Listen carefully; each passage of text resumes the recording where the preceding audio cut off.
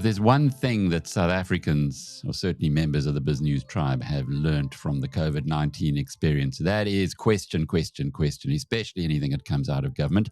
Well, it seems as though we're being asked to swallow this again. This is to do with the foot and mouth disease. John Steenhuisen, leader of the Democratic Alliance, Agriculture Minister of South Africa, put on a very brave face yesterday, relying on a department that has mucked up the whole thing. Well, interestingly enough, there is a farmer in Parliament. His name is Athol Trollip.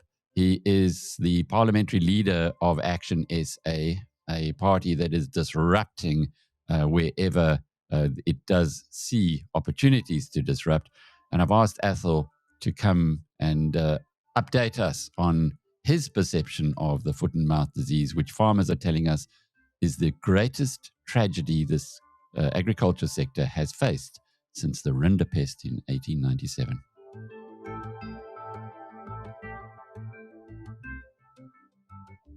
Athol, in a way, I'm quite sorry, actually, that you guys at Action SA stayed out of the government of national unity, because with your background, having been a farmer, I'm not sure there are too many other people in Parliament, mostly townies, who would be as well positioned to understand what's going on in agriculture, because it certainly doesn't seem to be the case at the moment from what the farming community tell us. But you did something unusual yesterday. John Steenhuisen has a press conference, and you went along to it. I suppose you're allowed to. But on top of that, you asked a question, which is, I'm not sure I've ever heard of that before, where a parliamentarian has gone to a press conference of a cabinet minister and actually put them on the spot. And you certainly did. Just explain the background to that and this very unusual disruptive decision.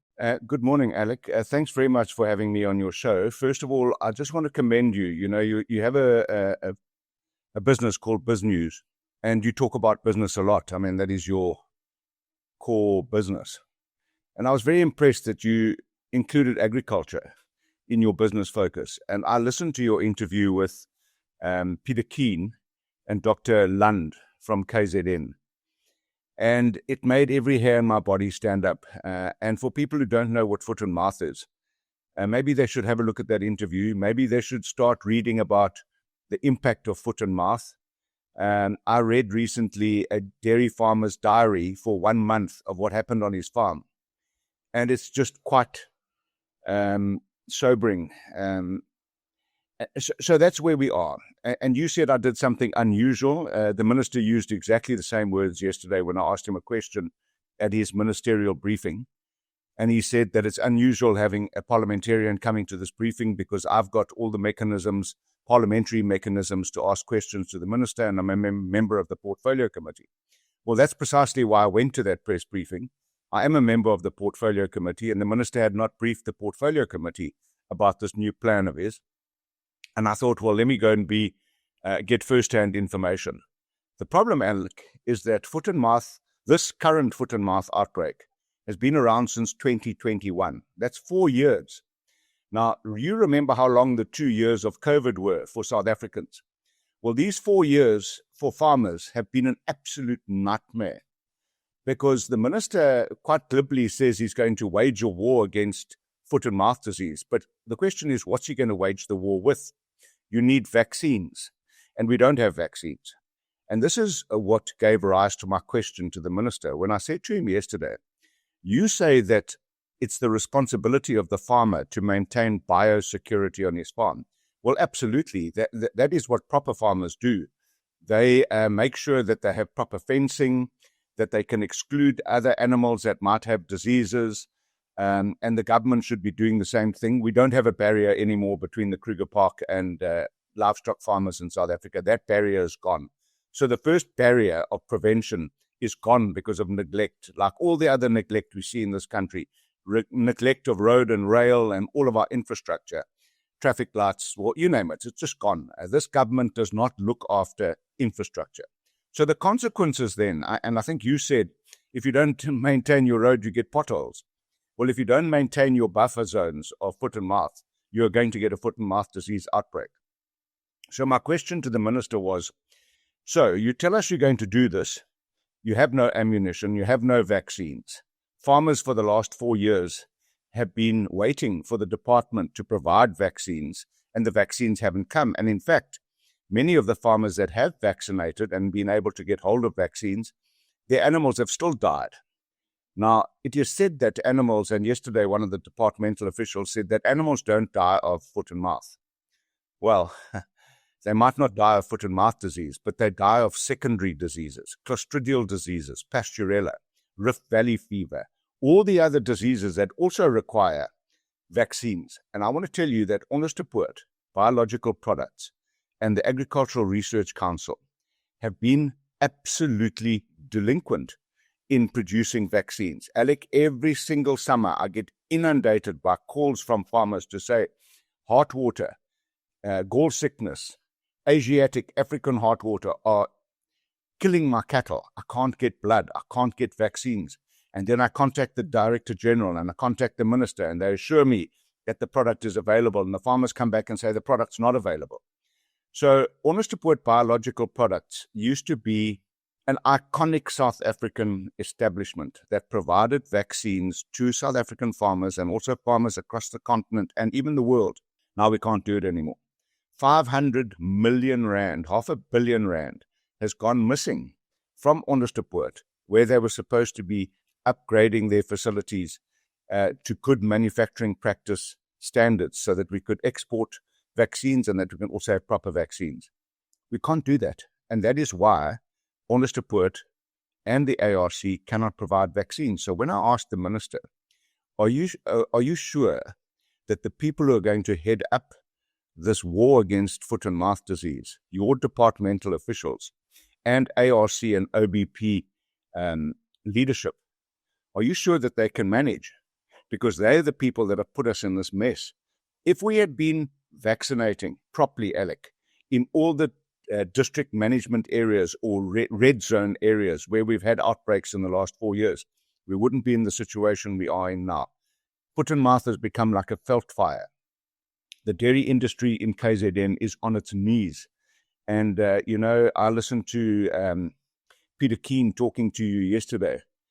Dairy farmers love their cattle. They see them every day. Sometimes 3 times a day they milk, but certainly twice a day. They know them almost by name, but certainly by sight of the animal. They know their animals. They know their production. And when you see production starting to go down, and you see your animals developing mastitis, and you see them walking on the ends of their legs because their hoof covering, hoof walls have fallen off, it can break a person. And, Alec, the other question that was asked yesterday to the minister that he evaded and didn't address at all is, what about compensation? When you have an outbreak, Alec, by law, you are expected to inform the department that there's an outbreak. Now, what that does is immediately it brings your farm to zero income. Zero income. Dairy farmer, beef farmer, feedlot. Suddenly you have zero income. And the minister makes a lot of fuss about movement of animals. And he's right, technically. If you want to confine and control a disease, you must quarantine it. Any kind of disease, whether it's in a hospital or whether it's on a farm, it must be quarantined. But if you're going to quarantine a business, you must give it some support. Otherwise, that business will fail. Or else, people will not report. And they will move their animals because there's a price differentiation. And they'll move their animals to where they can sell them. They've got bills to pay, children to educate, and that kind of thing. So what has happened is that the farmers are expected to fight this war with their hands tied behind their back, with their own resources. And John Steenhuisen was asked yesterday, what are you going to do about compensating people that are reporting incidents of foot and mouth outbreak and that are going to zero income situation? And he was absolutely still on that. The only good thing that came out of the press conference yesterday was that the minister said that he's going to appeal for this to be declared a national disaster. Now, that's still a long way from being declared a disaster. What is said and what is done in this government are two separate things, but at least they have woken up to the fact after 4 years that we have a national disaster here. And I'm going to conclude by saying we learned a lot during COVID. And that is what I actually wrote in my press statement. We learned during COVID not to ask less questions and be accepting, but to ask more questions, especially when it comes to the economy. You know what COVID did to the South African economy. Well, that's what foot and mouth disease has been doing to the agricultural economy for the last 4 years, and it's still not declared a disaster. Athol, there's so much in what you've just shared with us now, but I want to start with the politics first. There is already feedback from people saying Steenhuisen has been lined up by the ANC with this portfolio because they were under the impression that he would mess it up, which he appears to have done, and they were well aware that this was not going to be an easy portfolio at all. In fact, it's a disaster that was brewing with foot and mouth disease. You know politics, can it be as Machiavellian as that, or are people trying to make more out of the political side of this than is actual fact? Look, I don't think it can be or is as Machiavellian as that. I really don't. This thing has been 4 years in the making. Steenhuisen has been the minister for about 18 months. So it was already being messed up before he arrived. But the problem with South African politics, Alec, is that when John Steenhuisen became the Minister of Agriculture, I think the farming community thought, well, great, now we've got somebody who will listen, somebody who looks like us, talks like us, and will hear us. Now, in proper politics, where governments appoint the most appropriate person to the job, not like our country where you have people like Angie Motshekga as the Minister of Defense, it doesn't matter what color you are. It doesn't matter what language you speak. But if you have expertise in an area, that's the area that you should be deployed to. Now, I looked at some of the officials in the Department of Agriculture, for example, that are responsible for handling this outbreak. Yesterday, there were 3 veterinarians, doctors that were seated next to the minister, and, they are veterinarians. I'm not a veterinarian. I'm just a farmer. And I can't question their qualifications. But there is an official in the department that's actually responsible for day-to-day management who advises the minister. And I've searched everywhere, Alec, to find out what his qualifications are with regards to veterinary, biosecurity, and disease management outbreak. And I can find none. And I've said for a long time in the committee that I believe that the minister is being misled by his officials.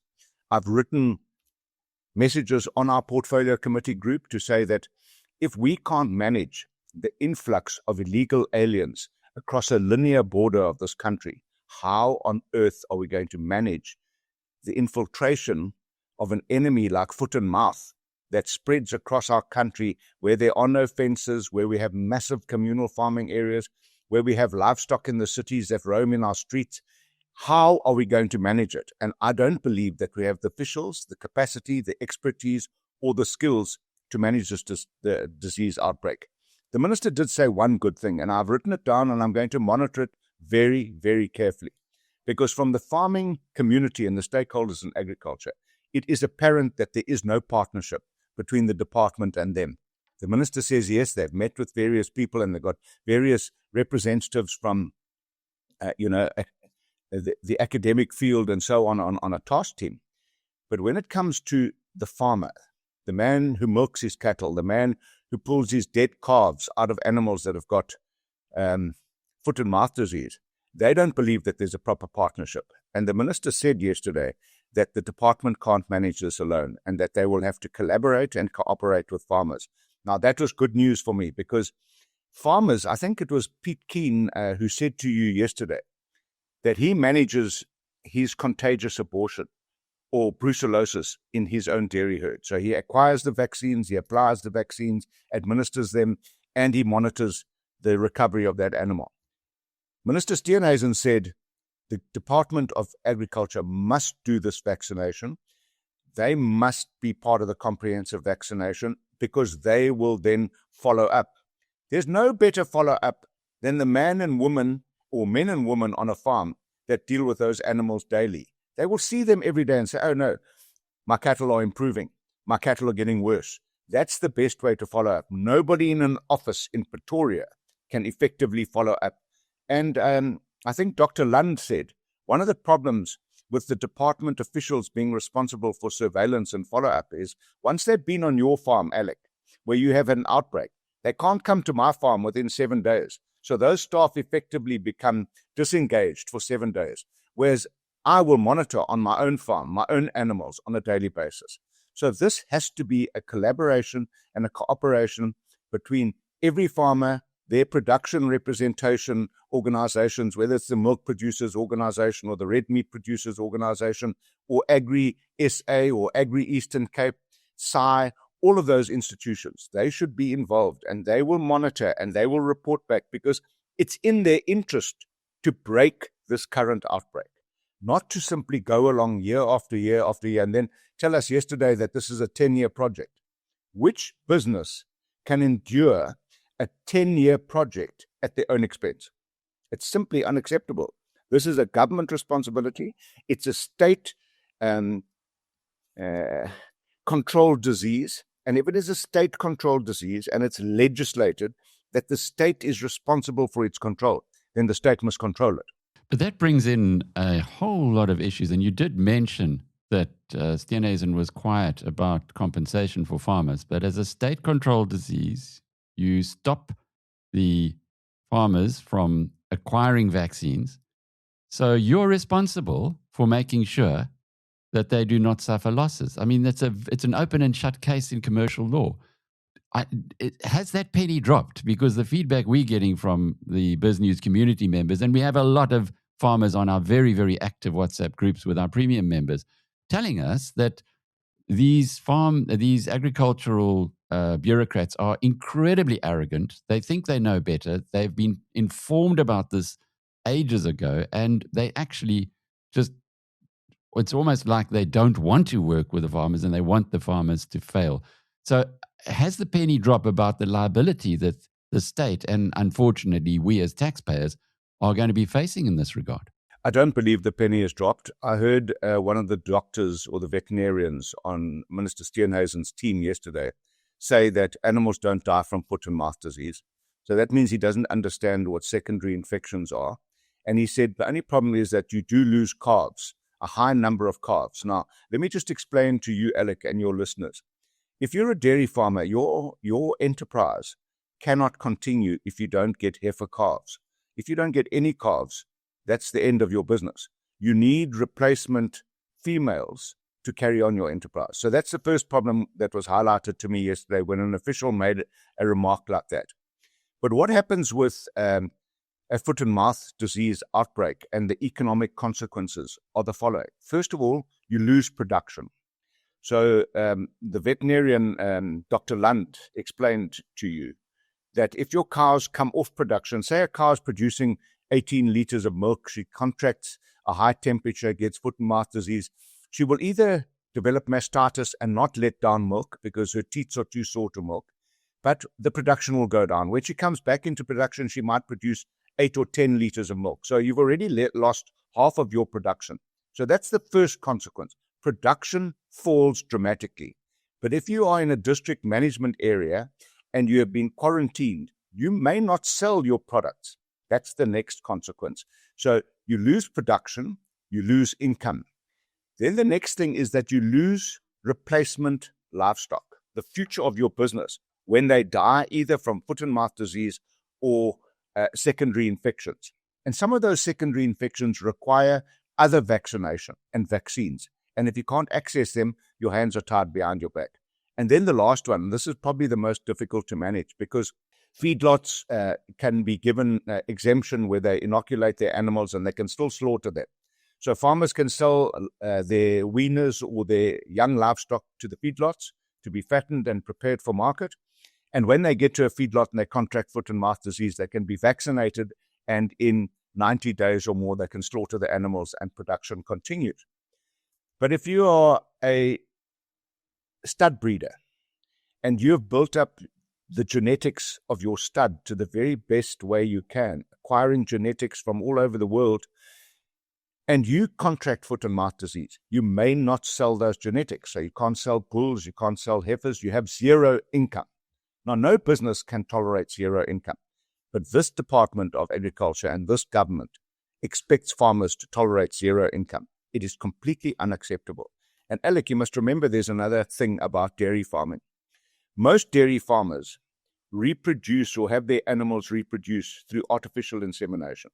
So they're not even bringing in bulls from other areas and putting them into their herds. They are inseminating their cattle to get them pregnant so that they can calve and produce milk artificially. So they can manage an environment and they can quarantine themselves absolutely perfectly.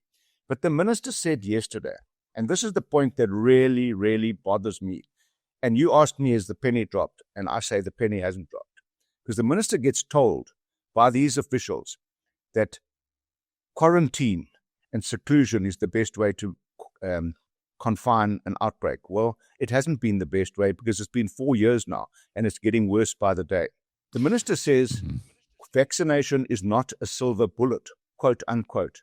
He said biosecurity on farm is the responsibility of the farmer. Now, I agree that it is, but think about a farmer who lives in a communal area where he puts his livestock out into the pasture every day with no fences.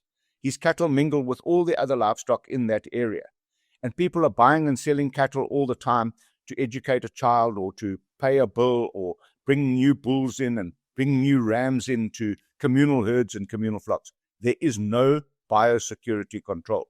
So if you've got commercial farmers securing their farms and emerging or subsistence farmers doing the opposite, we will never get rid of this outbreak. So that's where the government needs to catch a wake up, and John Steenhuisen needs to understand that biosecurity is his department's responsibility, especially in a state-controlled disease. Well, I had a voice message from Pete Keane, the farmer, as you mentioned, that I spoke to earlier this week, and he said biosecurity is impossible because the neighbors who want to get their cattle onto your land or just through anger, whatever, cut down fences. He says he had a fence that was cut in 260 places. This is just not possible. And he made the point as well that a crow eating off a carcass, which has passed because of foot and mouth disease, well, it doesn't know that it's not supposed to go into the next door farm. So this isn't, the way it's being looked at is, it appears to be incredibly naive and certainly out of touch. But as far as the farmers are concerned, they're saying, please just let us get our own vaccines. Don't you as the state tell us how that you will give us vaccines. You can't give it to us. And in the meantime, our herds are being smashed. Let's get back to what happened at Onderstepoort. That 500 million rand that disappeared at the Onderstepoort biological products. You mentioned that yesterday when talking to the Minister of Agriculture. Do you have any insight into where that money went? Because from what you've said and from what the farmers tell us, this was once a pride of South Africa. We were producing fantastic vaccines, more than enough for our own management of a crisis like this. Now there's nothing. And 500 million was put there by taxpayers and it's unaccounted for. Do you have any insight into what happened to that money? Well, I think the short answer to that is if you watch the Madlanga Commission or the ad hoc Parliamentary Committee inquiring of what's happened to the money in the South African police services, the answer would be the same. Money gets frittered away, especially through the tender processes, and people enrich themselves. But once again, I'm going to speak to what was said at the press conference yesterday. The CEO of the ARC said that the vaccine production facility at Onderstepoort ARC was built in 1980. 1980, that was 45 years ago, Alec. And he said it became so outdated that they had to do away with it and build a new facility that would meet good manufacturing practice standards. Now, that's well and good, but you don't destroy something but before you've got an alternative to produce vaccines. And then he went on to really incriminate the department and himself when he said that that facility used to produce vaccines for foot and mouth outbreaks, and they used to produce about a couple of thousand vaccines a week when there was a buffer management zone and the outbreaks were not as intense. That's what he said. Essentially, what has happened now, 4 years later, there is no buffer zone. The outbreak is now a national disaster. And he says they can't produce vaccines. And the minister says that they will increase that production by mid-February to 20,000 vaccines a week. Now, you've heard the numbers. The national herd's about 14 million strong. Some of the vaccines that we're going to be procuring from other countries, because we can't produce them, they need a double dose, and they need a follow-up within 6 months. Onderstepoort and OBP and the ARC tell us they have a vaccine that is a one-application vaccine, but they can't produce it. So what we are saying as Action SA, and what all the farmers are saying is, let's collaborate. Let's use private sector laboratories. If you've got the vaccine, we can mass produce it. Let's put a plan together, do away with archaic legislation that prevents that, sweep off the table, if it's a national disaster, all the constraining regulations, and let's go to a private laboratory that produces medication for humans or whatever medication, and give them a contract to produce the required number of vaccines, like in 2 weeks' time. Because we're not looking for a vaccine, Alec. We've got a vaccine. Now we just need to reproduce it. Let me give you a story about vaccines and regulations and legislation, just to illustrate how it can be overcome.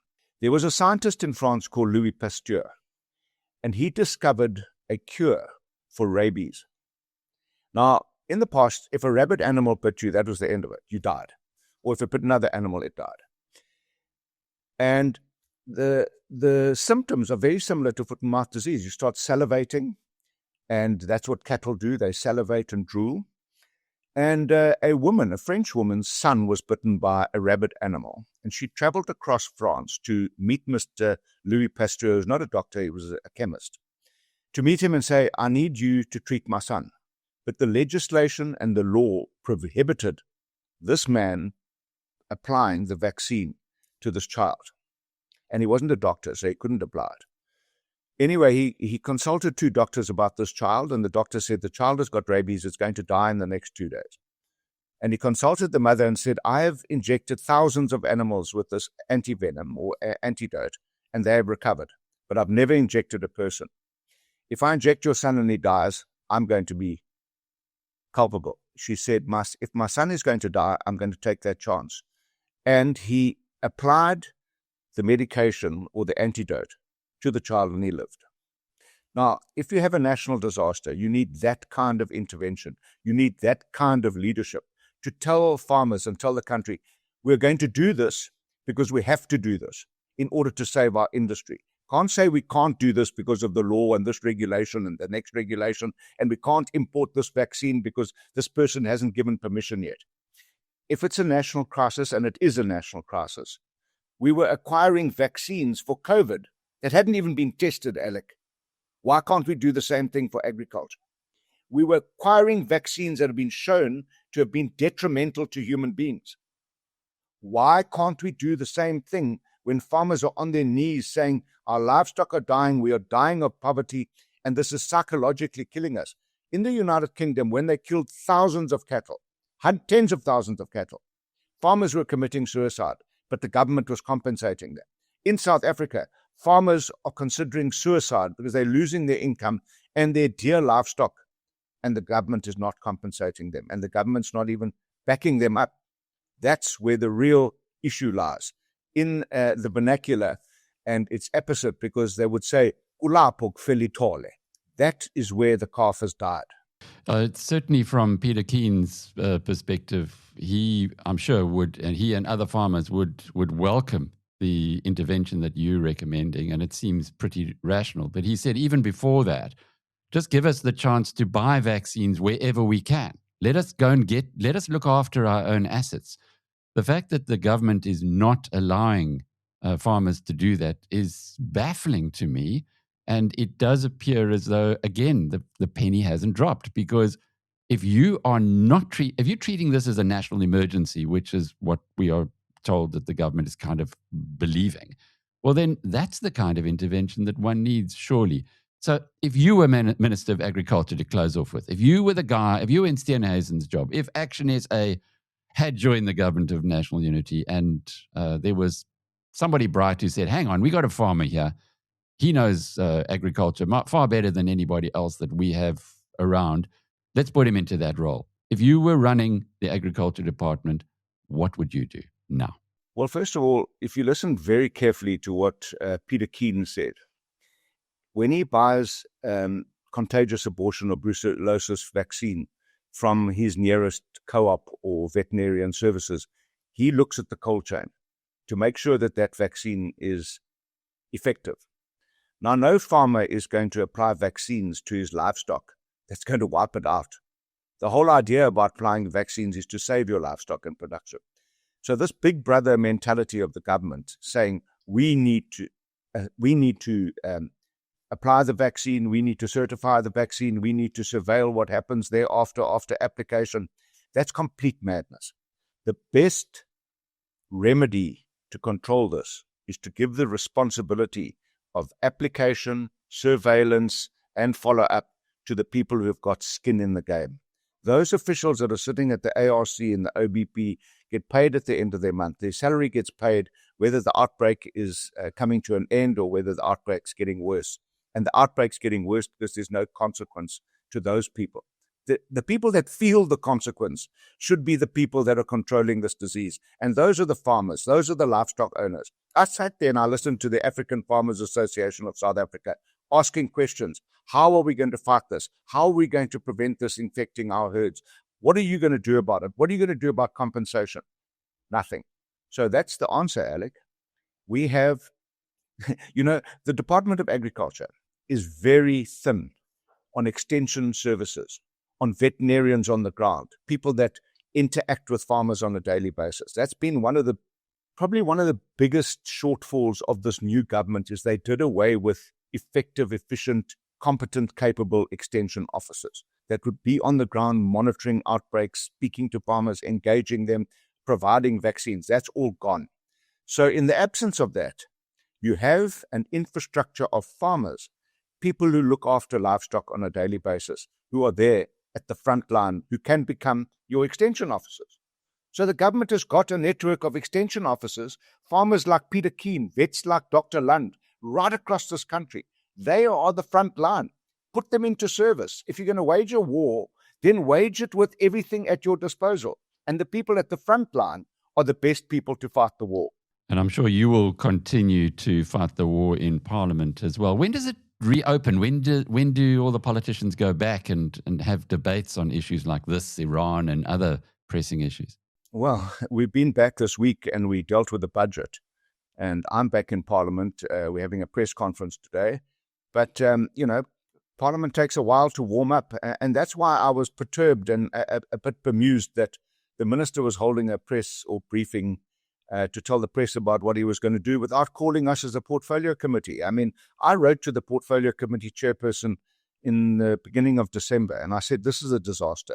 We need to do something. We need to do something different because our officials are not up to it, and I believe they are misleading the minister.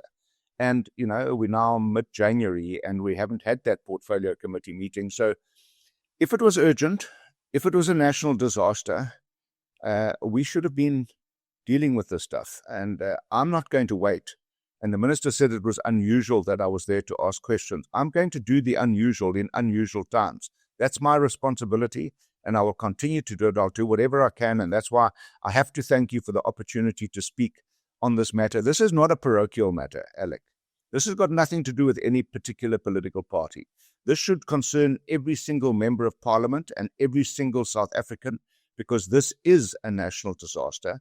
Food insecurity is one issue, but when food becomes inaccessible and milk becomes inaccessible, this government will import meat and milk so that people can eat and stay alive and allow importation. What will that do to our industry? It will break our industry. We have always been a food-sufficient country. We've seen our neighboring countries become food insecure because of bad political decisions. We can't afford to let that happen in South Africa. Athol Trollip is the parliamentary leader of Action SA. I'm Alec Hogg from biznews.com.